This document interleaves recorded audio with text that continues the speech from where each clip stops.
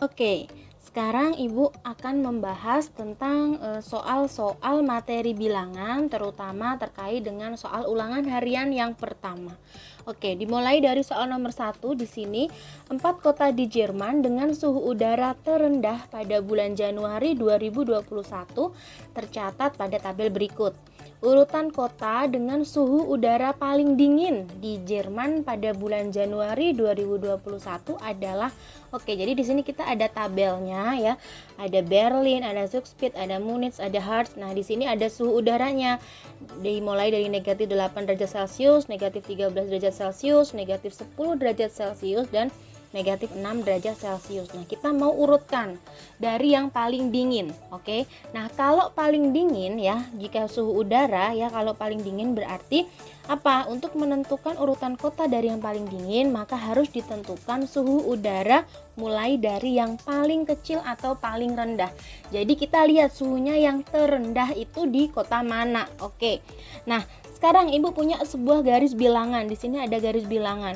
Kalau semakin ke kanan ya, semakin ke kanan, ingat, semakin ke kanan, maka nilainya akan semakin apa? Semakin positif atau semakin negatif? Semakin besar atau semakin kecil? Tentu saja kalau semakin ke kanan ya, itu nilainya semakin besar ya.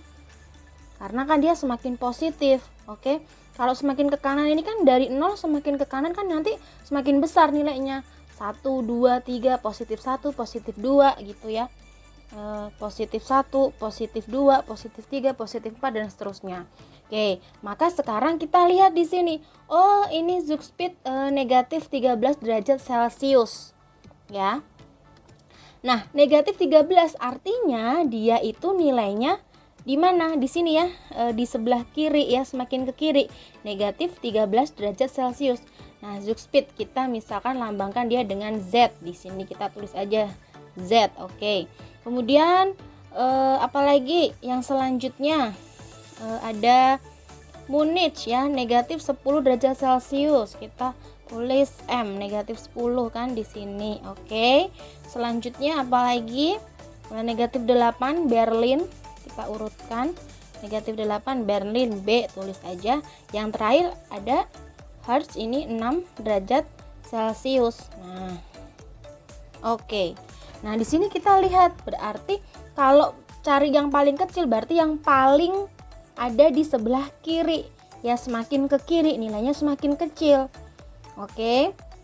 Karena ini nilainya negatif gitu. Jadi jangan dipikir negatif 13 itu nilainya yang paling kok negatif 13 itu nilainya yang paling besar, bukan. Justru negatif 13 derajat Celcius itu adalah nilai yang paling kecil karena dia bilangan negatif. Kalau bilangan positif betul nih, positif 13 itu nilainya lebih besar. Tapi di sini kan negatif ya. Ingat tandanya ini negatif. Negatif 13 dengan negatif 10 mana yang lebih kecil? Ya, negatif 13 yang lebih kecil, bukan negatif 10. Ya, ingat ya, kalau semakin ke kanan nilainya semakin besar, maka kalau semakin ke kiri ya, kalau ke kiri, semakin ke kiri nilainya semakin apa?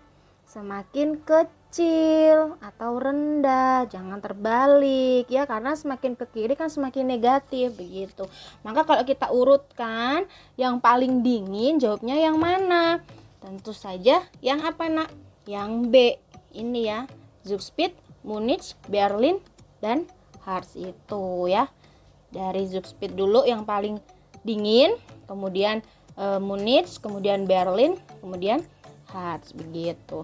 Kalau kita tulis lagi boleh. Jadi yang paling rendah dari Zugspit dulu negatif 13 derajat Celcius, kemudian Munich, kemudian Berlin, baru yang terakhir adalah Harz gitu ya. Jawaban yang benar adalah apa? B ya. Jadi bukan A tapi B ya, karena negatif 13 itu paling kecil, paling rendah ya, bukan yang paling besar. Oke, selanjutnya nomor 2. Diandra mengerjakan ujian matematika yang terdiri dari 25 soal pilihan ganda. 19 soal dijawab benar, 4 soal dijawab salah, dan sisanya tidak dijawab. Jika aturan penilaian untuk soal yang dijawab benar mendapat skor 4, soal yang dijawab salah mendapat skor -2, dan tidak dijawab mendapat skor 0, maka skor total yang diperoleh Diandra adalah Nah, di sini kita tulis dulu nih apa saja yang diketahui dari soal. Yang pertama di sini tadi apa? Diandra mengerjakan ujian matematika terdiri dari 25 soal. Berarti total soal keseluruhan ada berapa? 25. Lanjut. Kemudian apa lagi? 19 soal itu dijawab benar. Berarti total soal yang dijawab benar ada 19. Lanjut lagi. 4 soal dijawab salah. Berarti total soal dijawab salah ada 4 soal. Jadi dari 25 soal, 19 dia jawab benar, 4-nya dijawab salah, begitu. Sisanya tidak dijawab. Nanti kita hitung berapa soal yang tidak dijawab. Kemudian apalagi yang diketahui dari soal? Aturan penilaian untuk soal yang dijawab benar dia dapat skor 4. Kalau benar 4, kalau salah itu -2, kalau tidak dijawab itu skornya 0 Jadi dia tidak dapat nilai gitu. Kita tulis dulu, kalau benar itu dapat 4. Kalau salah itu -2, dan kalau tidak dijawab 0. Yang ditanyakan adalah skor total Berapa skor total yang diperoleh Diandra. Nah, jadi tadi karena kita sudah tahu seluruh soal ada 25, yang dijawab benar ada 19, yang dijawab salah ada 4. Nah, berarti kita cari soal mencari dulu total seluruh soal yang berhasil dijawab. Jadi kita hitung semuanya Kalau 25 ini kan total keseluruhan soal. 19 itu benar, 4-nya salah. Artinya semua soal yang berhasil Diandra jawab ada berapa? Baik yang benar maupun yang salah. Berarti kita jumlahkan. Kita cari dulu yang pertama total seluruh soal yang berhasil dijawab. Kita cari dulu. Berarti dari apa? Total soal yang dijawab benar ditambah soal yang dijawab salah gitu. Berarti langsung saja kita jumlahkan 19 ditambah 4. Berapa hasilnya? 23. Nah, 23 itu soal yang semuanya bisa dijawab. Nah, baru selanjutnya kita cari total soal yang tidak dijawab. Kalau yang tidak dijawab berarti tinggal apa? Total seluruh soal dikurangin total soal yang berhasil dijawab gitu. Berarti 25 soal seluruhnya dikurangin soal yang berhasil dijawab tadi 19 tambah 4 yaitu berapa? 23. Berarti dikurang 23. Nah, hasilnya berapa? 2. Berarti yang tidak dijawab ada 2 gitu. Nah, baru selanjutnya kita cari total skor total yang diperoleh Diandra. Totalnya berapa? Nah, berarti gimana caranya? Berarti kita hitung skor soal yang benar ditambah skor soal yang salah ditambah skor soal yang tidak dijawab. Tadi kan setiap benar dapat poin 4, kalau salah -2, kalau tidak dijawab 0. Berarti kita kalikan di sini. Kita kalikan. Soal yang dijawab benar. Yang benar tadi ada berapa? 19. Berarti 19 kita kali dengan 4. Karena kalau benar kan dapat nilai 4 gitu. Kita kali dulu di sini, tulis dalam kurung 19 dikali 4. Ditambah kemudian yang dijawab salah ada berapa tadi? Ada 4. Kalau salah dapat skor berapa? -2. Berarti 4 dikali -2. Ditambah yang tidak dijawab ada berapa? Yang tidak dijawab ada 2. Kalau tidak dijawab dapat skor 0. Berarti 2 kali 0. Nah, kita hitung deh. 19 dikali 4 dapat 76 ditambah 4 kali -2. Awas, tandanya negatif. 4 kali -2. Hasilnya -8. Nah, masukkan tanda kurung dulu biar terlihat jelas dia tandanya -8. Ditambah 2 kali 0. Tentu saja 0. Nah, tinggal kita hitung. 76 ditambah Ya, 76 ditambah negatif 8 ditambah 0. Ini sama artinya dengan 76 dikurang 8 ya. Berapa hasilnya? 68. Oh, hasilnya 68. Berarti yang mana? Yang C gitu. Oke? Oke, lanjut nomor 3. Seekor katak mula-mula berada di titik 0. Katak itu dapat melompat ke kiri atau ke kanan dan sekali melompat jauhnya 5 satuan. Oke. Jika katak melompat 3 kali ke kanan, kemudian 4 kali ke kiri, maka posisi katak itu setelah lompatan terakhir adalah, nah, jadi dari soal ini kita tulis dulu ya, apa saja yang diketahui gitu. Apa posisi awal katak? Nah, posisi mula-mulanya dia ada di titik 0, berarti dia berangkat dari titik 0, tulis ada di titik 0 gitu. Jauh lompatannya berapa?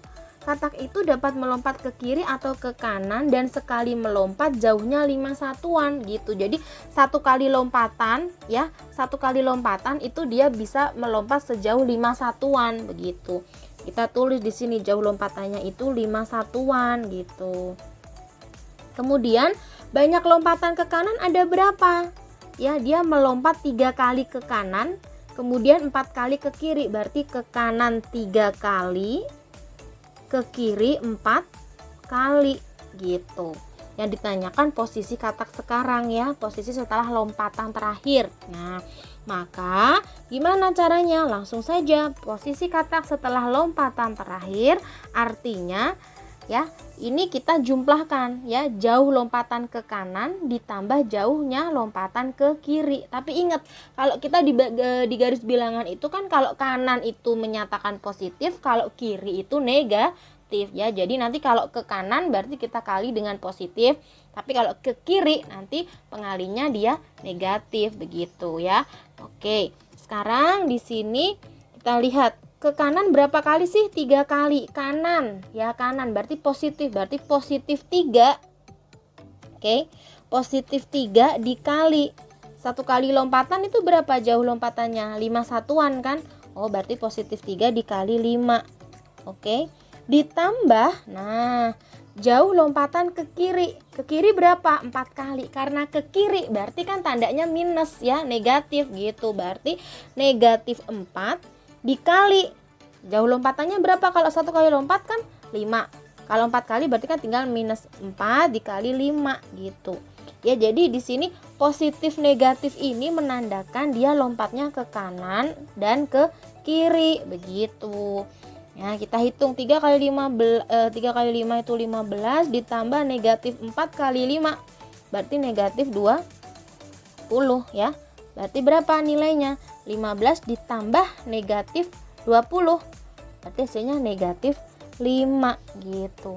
Nah, negatif 5, tapi di sini dilihat di pilihannya ya. Nah, negatif 5 itu letaknya ada di sebelah kanan atau di sebelah kiri dari 0? Tentu saja negatif 5 itu letaknya ada di sebelah kiri dari 0. Berarti jawaban yang tepat yaitu apa? A ya.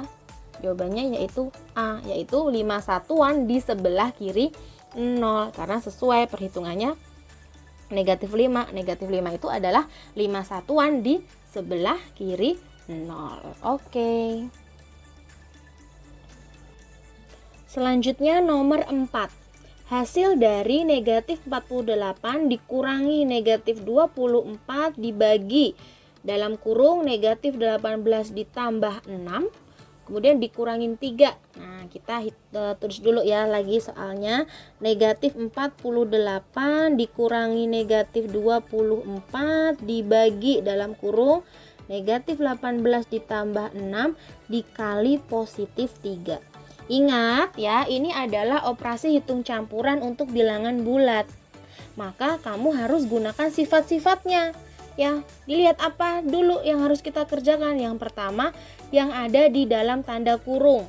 Kemudian baru setelahnya perkalian atau pembagian, ya. Nah, perkalian atau pembagian ini dia nilainya setara. Artinya apa? Yang duluan yang mana? Kamu pilih salah satu. Ya, yang duluan itu adalah yang apa? letaknya paling depan atau paling kiri gitu. Misalkan perkaliannya dia duluan daripada pembagian, oh berarti kamu kerjakan perkalian dulu baru pembagian. Tapi kalau pembagiannya yang di awal, yang di depan, baru setelah itu perkalian, artinya kamu kerjakan pembagiannya dulu baru perkalian, ya, menyesuaikan mana yang ada di paling depan atau di paling kiri, perkalian dulu atau pembagian dulu gitu. Kalau sudah perkalian pembagian, baru setelahnya ke mana, penjumlahan atau pengurangan begitu. Nah, kemarin banyak sekali yang salah. Kenapa? Karena langsung dikerjakan dari depan, langsung urutnya dari depan. Tidak seperti itu caranya. Kamu harus patuhi ini rulesnya, aturannya. Yang dikerjakan dulu yang mana? Yang ada dalam tanda kurung dulu. Kalau setelah itu baru pilih yang perkalian atau pembagian dulu, baru setelahnya penjumlahan atau pengurangan. Jadi jangan kamu kerjakan yang ini dulu, langsung negatif 48 dikurangi negatif 24. Ya salah, tidak seperti itu aturannya. Ya, tidak seperti itu. Nah, kamu harus pahami, urut dari sini, aturannya dari sini, pakainya dari sini. Oke. Nah, berarti karena yang di sini adalah yang pertama yang dalam tanda kurung, cari ada nggak yang di dalam tanda kurung harus kita selesaikan? Ada nggak operasinya? Oh ada, yaitu yang mana? Oh ini loh, negatif 18 ditambah 6. Ini dia dimasukkan dalam tanda kurung. Oh berarti ini kita kerjakan dulu. Oke. Kalau ini kan negatif 24, dia dikasih dalam tanda kurung untuk memisahkan, karena depannya ini kan dia tanda dikurangin gitu. Jadi biar nggak bingung, biar jelas ini dikurangin, kalau ini tanda minus untuk bilangan 24-nya ini gitu. Berarti kita kerjakan yang ini dulu ya. Maka yang di depan tetap tulis saja negatif 48 dikurangi negatif 24. Ini jangan kita apa-apain dulu, biarkan saja. Dibagi, nah ini baru kamu hitung negatif 18 ditambah 6. Berapa? Negatif 18 tambah 6, hasilnya pasti negatif 12 ya, negatif 12. Tandai dulu dalam tanda kurung dulu ya, biar dia bisa membedakan, oh ini tandanya masih negatif. Lanjut, baru kita tulis lagi dikali 3. Setelah itu kamu cek, ini tandanya pengurangan, pembagian, perkalian. Nah, berarti yang mana dulu? Oh yang duluan itu perkalian atau pembagian dulu. Berarti yang mana? Karena pembagiannya ada di depan, berarti pembagian dulu. Oh berarti kita bagi dulu nih, negatif 24 dibagi negatif 12. Jadi yang depan kita tulis lagi, sama dengan negatif 48 dikurangin, hitung negatif bagi negatif, negatif 24 dibagi negatif 12, hasilnya berapa? Positif 2. Tulis positif 2 dikali, ya tadi kan yang belakangnya masih dikali 3. Oh dikali 3. Oke. Nah, yang selanjutnya operasinya tinggal apa? Pengurangan dan perkalian. Mana yang duluan? Oh, jelas perkalian duluan, karena dia posisinya ada di nomor 2 nih. Oh, perkalian dulu. Berarti kita kalikan dulu. 2 dikali 3. Jadinya 6. Berarti tulis lagi sama dengan negatif 48 dikurangi 2 kali 3 tadi 6. Dikurangi 6. Sama dengan baru deh. Negatif 48 dikurangi 6. Hasilnya adalah negatif 54 gitu. Ya, jawabannya yang negatif 54.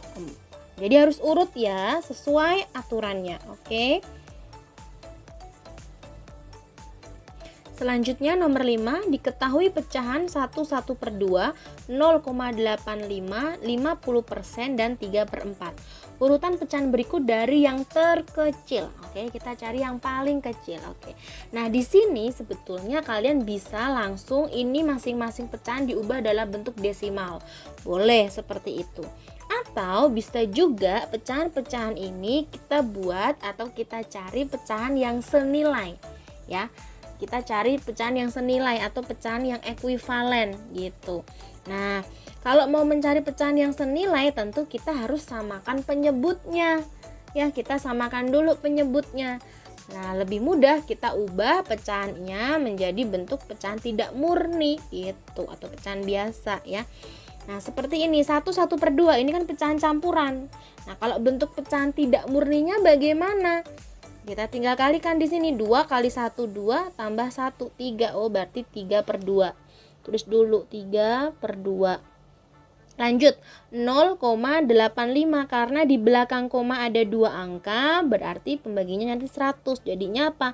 85/100. Kalau 50% jelas ya, 50/100. Kemudian yang ini 3/4 gitu. Ini kan sudah menjadi bentuk pecahan ya, pecahan biasa gitu. Kalau ini 3/4 pecahan murni ya, karena 3-nya pembilangnya lebih kecil daripada penyebutnya gitu. Oke, di sini ada per 100 ya, 85/100 dengan 50/100. Ini boleh kita sederhanakan dulu. Nah, kalau 85/100 misalkan masing-masing dibagi 5. Pembilang bagi 5, penyebut bagi 5. Nah, 85 kalau dibagi 5 jadi dapat 17 per 100 dibagi 5 itu 20. Oke, 17/20. Oh, berarti di sini penyebutnya 20. Boleh deh kita jadikan yang 50/100 ini menjadi bentuk penyebut 20 gitu. Jadinya berapa? 100 tadi biar supaya jadi 20 kan dibagi 5. Berarti pembilangnya juga dibagi 5. 50 bagi 5 dapat 10. Berarti ini 10/20 ya. 100 dibagi 5 kan 20. Nah, berarti sekarang tinggal di sini 3/2 dengan 3/4. Ya, oke, kita samakan. Kita ubah menjadi per 20. Oke. Berarti 20 dibagi 2 itu dapat 10. 10 kali 3 30. Berarti di sini 30/20. Kalau yang 3/4 menjadi per 20. 20 bagi 4 dapat 5. 5 kali 3 15. 15/20. Nah, ini sudah jadi pecahan yang senilai ya. Penyebutnya sama-sama nih 20, 20, 20, 20 gitu. Tinggal kita urutkan mana yang paling kecil. Kalau yang paling kecil artinya kita lihat pembilang yang paling kecil.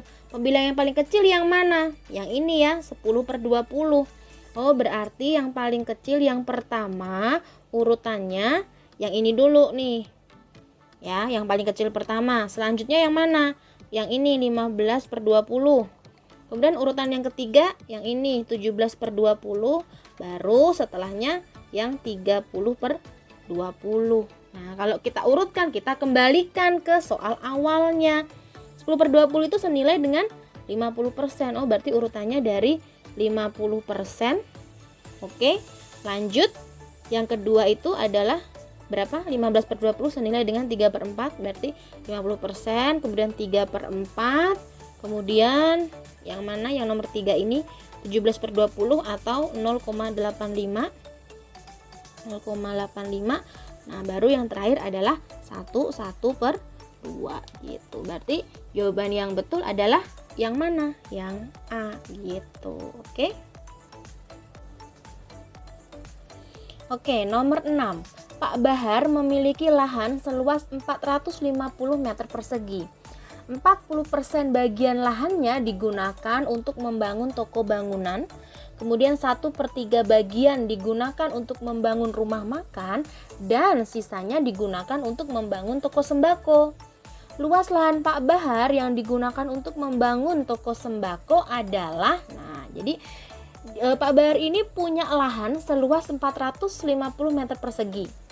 Dari 450 meter persegi itu ya, 40%-nya dia gunakan untuk membangun toko bangunan. Oke. Kemudian 1/3 bagiannya, jadi 1/3 dari 450 ini dia gunakan untuk membangun rumah makan. Nah, sisanya baru dia gunakan untuk membangun toko sembako. Nah, ini yang akan kita hitung ya, berapa luasnya berapa sih kalau untuk membangun toko sembako itu gitu. Kita tulis dulu ini yang diketahui. Luas seluruhnya berapa tadi? 450 meter persegi. Kemudian bagian yang digunakan untuk toko bangunan ada 40% untuk toko bangunan. Untuk rumah makan itu ada 1/3. Oke. 1/3 bagian ya. Nah, yang ditanyakan luas untuk toko sembako. Sebelum kita cari atau sebelum kita tentukan luas untuk toko sembako, kita hitung dulu masing-masing. 40% dari 450 itu berapa? Kemudian 1/3 bagian dari 450 itu berapa gitu ya. Yang pertama kita hitung dulu yang untuk toko bangunan. Toko bangunan kan tadi 40%. Berarti dari luas seluruh lahan ya 450. Oke. 450 meter persegi kita kali dengan 40%. 40% itu kan sama artinya dengan 40 per 100 gini. Ya kan?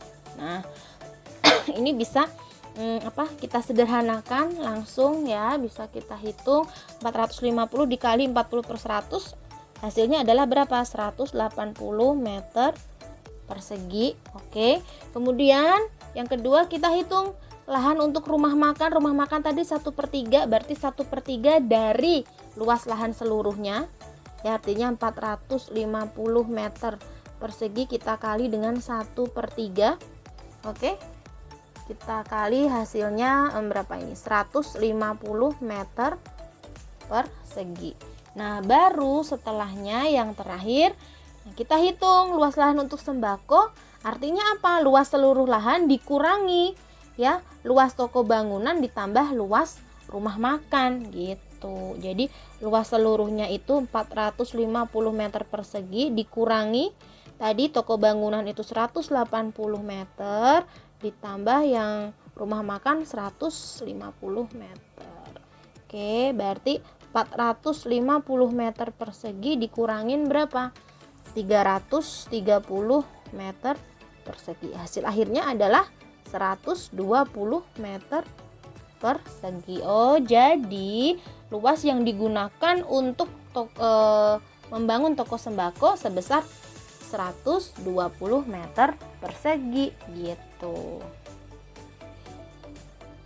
Lanjut nomor 7. Hasil dari 2/5 dibagi 1/2 ditambah 1/3 dikurang 1/4 adalah, oke, ini adalah operasi hitung campuran untuk bilangan pecahan. Oke, ingat ya, masih sama aturannya. Jadi yang pertama kita kerjakan itu yang ada di dalam tanda kurung, baru selanjutnya yaitu perkalian atau pembagian, baru yang terakhir kamu kerjakan penjumlahan atau pengurangan begitu. Nah, di sini operasinya ada pembagian, penjumlahan, pengurangan gitu. Tentu nanti kita kerjakan dari yang pembagian dulu gitu ya. Nah, ini 1/2-nya supaya lebih mudah kita ubah dia ke bentuk pecahan tidak murni begitu ya. Jadi kita tulis lagi di sini 2/5 dibagi 1/2 ditambah 1/3 dikurang 1/4 sama dengan 2/5 dibagi 2/5 dibagi, oke, ini 1/2-nya diubah jadi pecahan tidak murni. 2 kali 1 dapat 2, 2 tambah 1 3, berarti 3/2. Oke, 3/2 ditambah 1/3 dikurang 1/4. Nah, kita kerjakan dari yang pembagian dulu. Kalau ada pembagian bilangan pecahan berarti kita ubah jadi bentuk perkalian. Kemudian bilangan yang di belakang ini kita balik ya, 3/2 kita balik menjadi 2/3. Oke, berarti sama dengan 2/5 dikali ini menjadi 2/3 ya, ditambah 1/3 dikurang 1/4. Kita kerjakan perkalian pecahan, kita pembilang kali pembilang, penyebut kali penyebut. 2 kali 2 dapat 4, 5 kali 3 15 ya, berarti 4/15 ditambah 1/3 dikurang 1/4. Oke. Nah, di sini lihat ini ada penjumlahan, ada pengurangan. Artinya apa? Penjumlahan kita kerjakan dulu baru ke pengurangan ya. Nah, ini kita samakan dulu penyebutnya supaya lebih mudah, semuanya langsung kita samakan ya. Jadi gini, kita menyamakan penyebutnya kalau dia operasinya sudah ada di penjumlahan dan pengurangan ini ya. Tapi kalau perkalian, ingat ya, perkalian bilangan pecahan itu kita tidak perlu samakan penyebut ya. Nah, jadi langsung kalau perkalian itu ya langsung kalikan, pembilang kali pembilang, penyebut dikali penyebut gitu. Nggak usah kamu samakan penyebutnya, nggak usah, langsung kamu kali pembilang kali pembilang, penyebut kali penyebut ya. Yang kamu samakan penyebut itu jika apa? Operasinya penjumlahan atau pengurangan. Nah, berarti kalau sampai yang di sini baru kita samakan penyebut. 15, 3 dan 4. Berapa KPK-nya? 60 kan? Berarti di sini per 60 ditambah per 60 dikurang 60. Oke, hitung 60 bagi 15 dapat 4. 4 kali 4 16. Oke, lanjut 60 bagi 3 dapat 20. 20 kali 1 kan 20. Oke, dikurangi 60 dibagi 4 15. 15 kali 1 tetap 15. Oke, ini Ibu arahkan ke sini ya. Nah, kita hitung dulu dari yang penjumlahan dulu. Ya, berarti di sini pembilangnya, kalau penyebutnya sudah sama, baru pembilangnya boleh kita jumlahkan ya. Berarti di sini 16 tambah 20 berapa? 36 ya. 36 per 60 dikurang 15 per 60 gitu. Berarti berapa? 36 dikurangi 15. 21 per 60. Kita sederhanakan.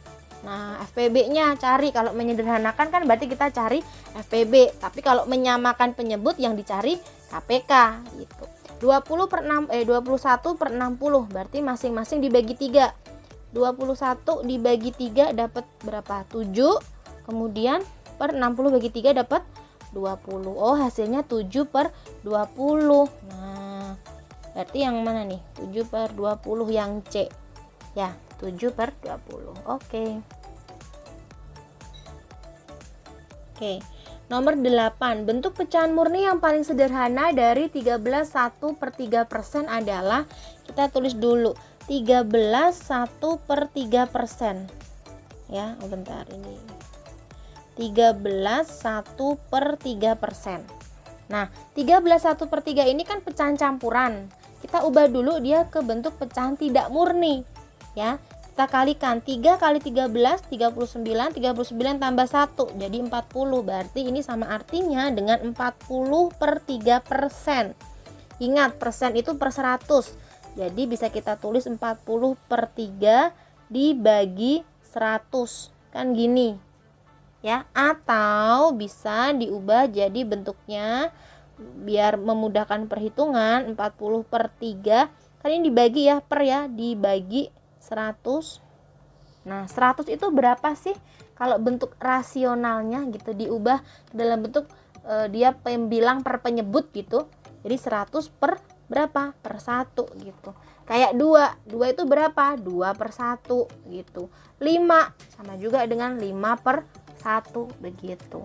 100 juga 100 per 1. Nah, di sini lihat, ini kan ada bentuk pembagian. Kalau pembagian berarti artinya sama juga dikali. Yang belakang kita balik. 100 per 1 dibalik menjadi 1 per 100 gitu. Berarti ini sama artinya dengan 40 per 3 dikali 1 per 100 ya.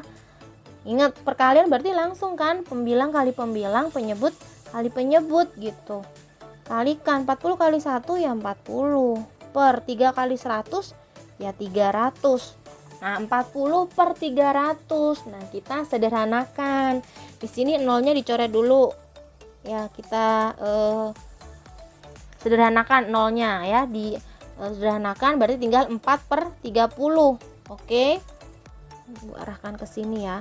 4 per 30. Nah, berarti masing-masing kita bagi berapa disederhanakan? Masing-masing dibagi 2 ya. FPB-nya 4 dan 30. 4 dibagi 2 dapat 2 per 30 dibagi 2 berapa? 15. Oh, berarti hasilnya menjadi berapa? 2 per 15. Oh, 2 per 15 yang B gitu. Oke. Selanjutnya nomor 9. Bentuk bilangan berpangkat bulat positif dari 441 adalah ya 441. Oke, kita hitung nih. ingat pakai apa? Bisa pakai bantuan pohon faktor ya. Kamu gunakan pembaginya itu adalah bilangan prima. Oke, mulai 441. Bilangan prima terkecil yang bisa membagi 441 berapa? 3. Ya, dibagi 3 dapat berapa? 147.